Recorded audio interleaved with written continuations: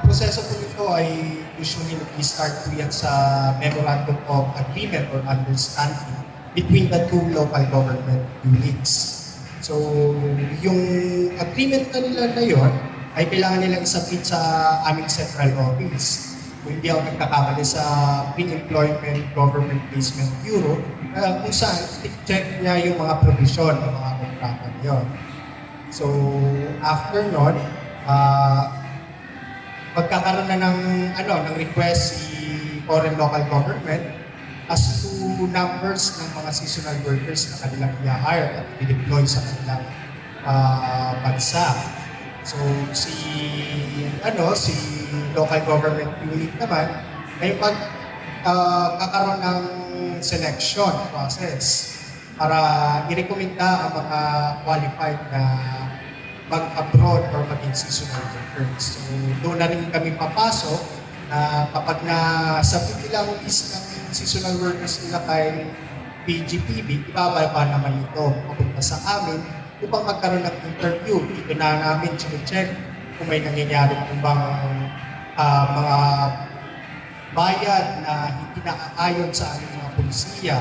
Kasi ang mga ina-allow lang po namin na pagdating sa mga ganyan ay yung mga necessary na fees like as to medical, as to visa, airfare tickets, sila po, wala nang iba. Kung may iba man na isama o pinabayaran sa kanila, doon na pumapasok yung mga irregularidad sa pagbabayad. So, disallow namin yung mga ganon. Hindi namin pinapayagan yun.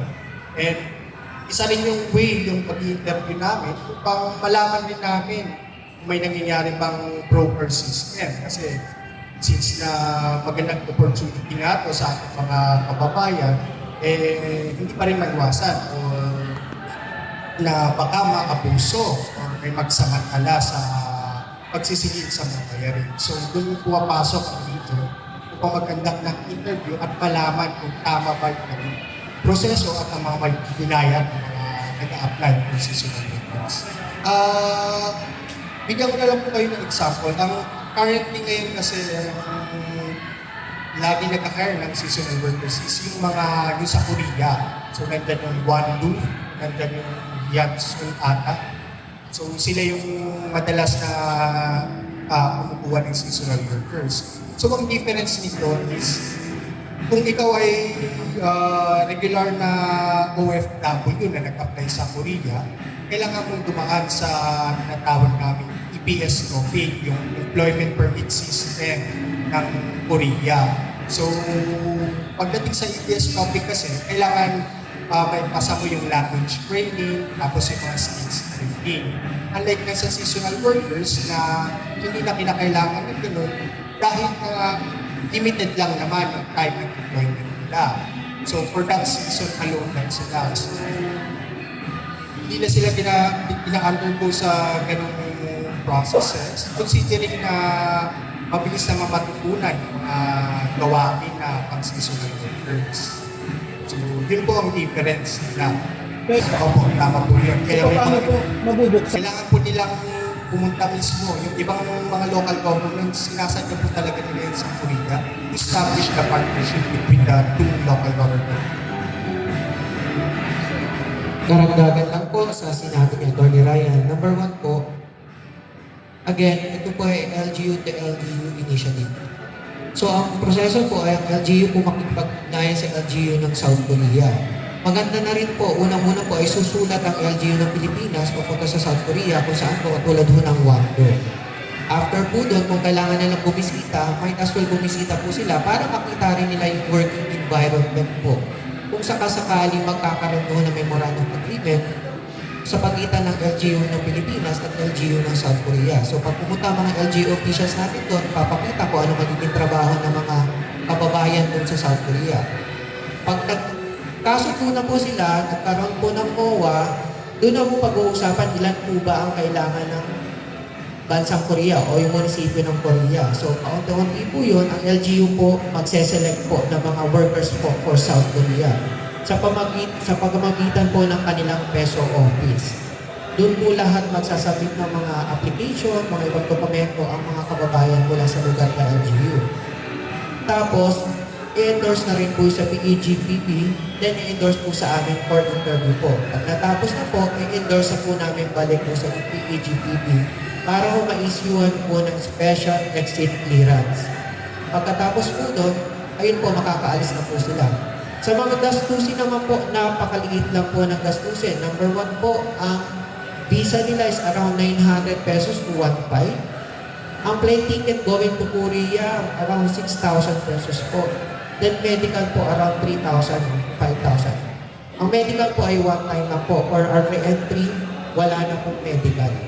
Ang huling na interview po namin sa supplier is around 111 po na re-entry. Yung isa po doon ay pang-apat niya ng re-entry. Ang sweldo po kasi doon, kumpara po sa ibang bansa ay nasa 80,000 plus. Maabot po ng 100 kasama po overtime. Bakit po mas maganda po ito?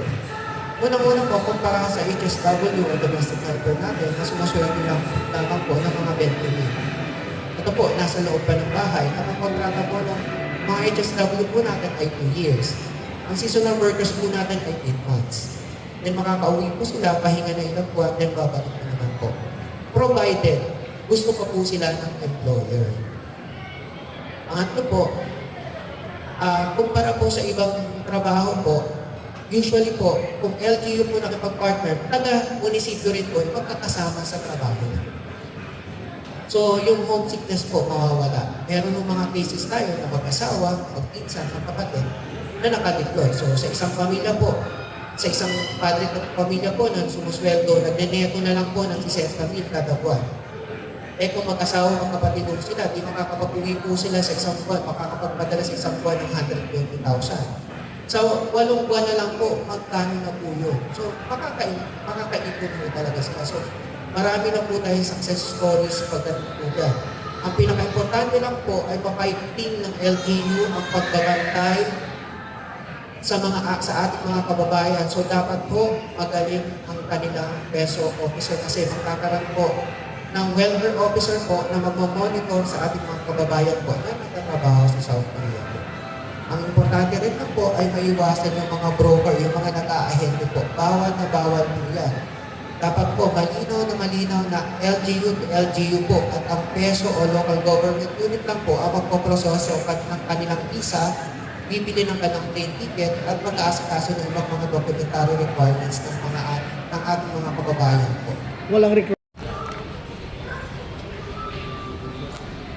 Number 1 po, yung government to government natin na trabaho, makikita naman po sa website ng DFW po, yung government to government po natin. Marami rin pong trabaho na makikita po sa website namin, yung mga approved job order po, kasi depende po sa skills o experience po ng ating kababayan. Doon po makikita kung welder, kung sa hotelier, meron din po doon. Pero sabi ko nga, depende po. Baka meron nung kasi tayong mga kababayan na gusto niyang maging welder. Wala naman pala siyang enough experience maging welder kasi apply niya yun. So, madidismaya siya kasi first and foremost, siguradong hindi siya matatanggap. So, titingnan niya muna kung ano yung mga requirements dun sa trabaho na hinihingi. Lahat po yan nasa website po ng DFW, dfw.gov.ph. Makikita po dun approved job order. Meron din po makikita doon kung saan bansa po specific. Tapos lalabas po kung ano yung mga trabaho na may approved job order po doon. With regards sa skills, siguro yung sa mga hotel. Kasi last time, ang government to government namin ay between sa Philippines and Croatia. So, ang in-demand doon is mga hotel workers na i-require nila na dapat nag-undergo ng test na training. So, yun yung last time na trend. Pero ngayon, ang government to government namin is Taiwan. So, yan po yung mga inisyatibo ng DMW na aside from like local recruitment agencies, nagkakaroon rin ng inisyatibo si DMW na tulungan ang employment overseas. So, nagpa-partner rin siya sa mga iba't ibang bansa. Also, yung nursing rin natin, mga nurses. Nagkandak last year ba, kung hindi ako nagkakamit, sir, yung representative ng aming central office na PEGPB upang mag-recruit ng mga nurses dito.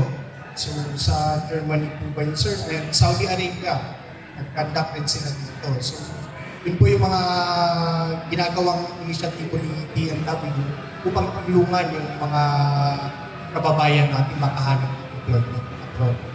Ang next of kin lang po, ang pwede mag-file ng request for repatriation. For any concerns, ganun din po, sa amin rin po lalapit para po mag-request ng assistance po. Para kontakin yung deploying agency na nakakaproblema ang ating kababayan ng OFW sa bansa kung saan siya na-deploy. So, for example, request yung salary, hindi na ibibigay kagad. Kami ho makikipag-ugnayan sa kanilang agency para iparating ang kanilang problema po. Doon po pumapasok yung issue, bakit po kailangan ng agency. Kasi ho, kung dumedirekta po yung mga sinasabing nagde-direct hire, pag nagka-problema po, sino pong agency, nasisitahin po namin dito sa Pilipinas para mabigyan kagad sila ng tulong kung saan bansa sila o sinong employer nila. So again ho, kung may problema po ang ating kababayan o OFW dito po sa Palawan, lalo na rin ho dito sa buong Rio ng Mimaropa, pwede po lumapit sa aming tanggapan para mabigyang action po kagad at mabigyang tulong kagad ang ating kababayan po. Yung next of kin po, kailangan po may valid ID, kunyari ang nanay po, pupunta sa amin, magdalaw po siguro ng birth certificate na proof na talaga siya yung nanay.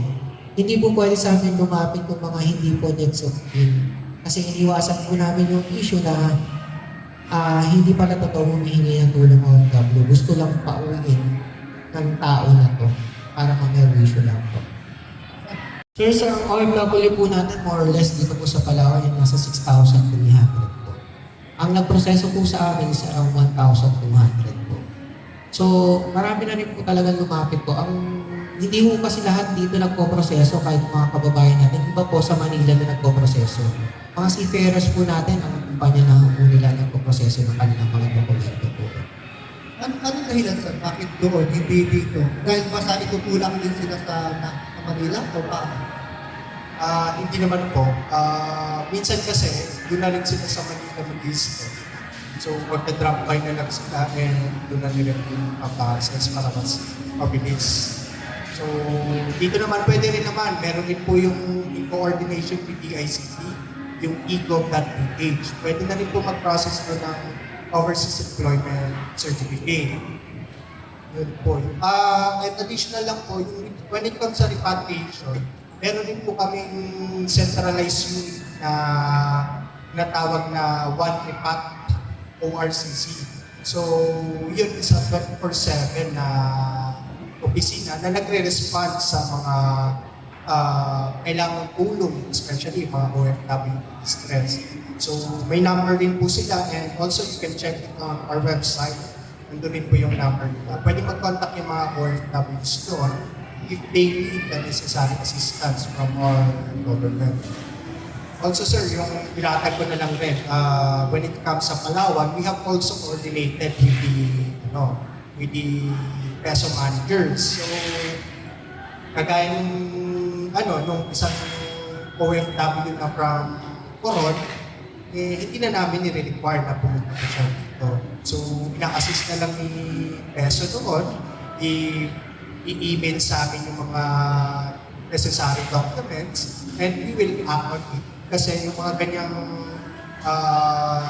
repatriation is of utmost concern. So, dapat urgent kami ka. Atin rin po yung monitoring in cooperation with our enforcement agencies po. In fact, through our ART program and dissemination of IEC materials, meron na po kami mga IEC materials for dissemination distribution. Katulad po ng billboard na magkakabit po kami sa airport, sa terminal natin sa Irawan, sa marami pong places po kasi ang mahirap po kasi sa atin, yung sa ganyan, yung mga willing victim po. So kahit anong paliwanag po natin ng ibang ahensya natin na bawal at delikado ang illegal recruitment, especially human trafficking, nandun pa rin yung ng Pilipino na bahala na system. So bahala na, alam na nila kung saan-saan sila nilulusot, lumating sa airport, susunduin sa labas ng airport, dadalhin sa south. Alam na nila na illegal yung ginagawa, pero nandun pa rin yung attitude ng Pilipino na bahala na. So, ang magagawa namin is maglagay ng mga campaign materials na ano yung mga signs na ikaw pala ay biktima na ng human trafficking o illegal recruitment. Ano yung mga pointers. Siguro, hopefully, mabasa nila yun, ma-report nila during the transit. Pa rin po, in fact, may minomonitor po kami ngayon. Siyempre, in cooperation with the enforcement agency, medyo Huawei. matrabaho lang talaga. Pero tuloy-tuloy po na monitoring namin and campaign namin. Tulad nga po sinabi ko, marami po kasing willing victims po. Though hindi naman galing dito sa Palawan, galing po sa ibang lugar, but sinado pa rin po yung attitude ng Pilipino po kasi bahala na.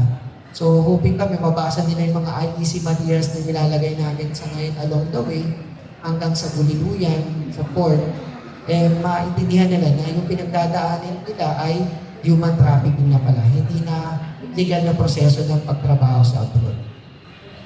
Tinutulungan namin pumunta sa website namin. Ang nagiging issue nga po, naghahanap sila ng trabaho na hindi nag-fit doon sa qualifications nila. Marami pong trabaho po talaga sa abroad, kailangan lang po mag-fit yung qualifications. Ang gusto ko sana namin ay mapainting o mapalawak ang kaalaman ng ating mga kabayan na marami talagang trabaho sa abroad. Kailangan lang po talaga ay mag-check din po sila sa ating website po.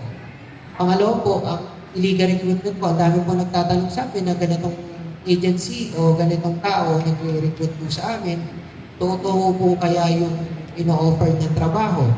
May cases din po tayo na ang licensed recruitment agency ay tumatanggap ng mga referral sa mga unaccredited recruitment officer o unregistered recruitment officer na grounds din po yung for illegal recruitment. Bawal po. Ang under the licensed recruitment agency po, ang pwede lang mag-recruit sa labas po ang recruitment officer. Hindi po pwede yung mga liaison officer, hindi po basta pwede yung mga refer po. Kasi pag nagka-problema po ang OFW, ang ituturo po yung nag-refer.